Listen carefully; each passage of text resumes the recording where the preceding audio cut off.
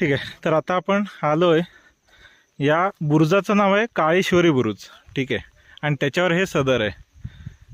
हे बघा, सदर म्हणजे काय माहिती आहे का, की तिथे आपले जे सैनिक असायचे किंवा पहारेकरी असायचे त्यांना राहण्यासाठी बांधलेली जागा म्हणजे सदर. जाण्याची लायकी नाही. ओके,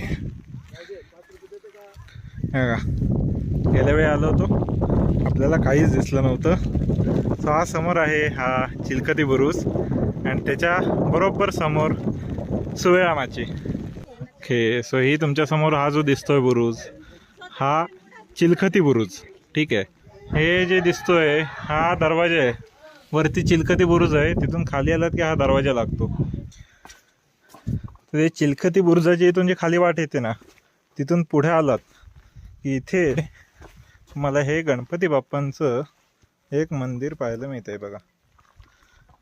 पण इथून ते गणपती बाप्पांचं मंदिर होतं.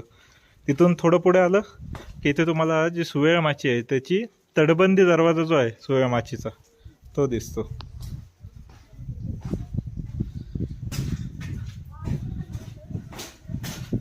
हे बघा, रायगडावर आपल्याला नैसर्गिक नेडंसुद्धा पाहायला मिळतं. म्हणजे हवा, वारा, पाणी यांच्यापासून नैसर्गिकरित्या डोंगराला पडलेला होल म्हणजे नैसर्गिक नेडं हे इथे पाहायला मिळतं आपल्याला इथे वरती.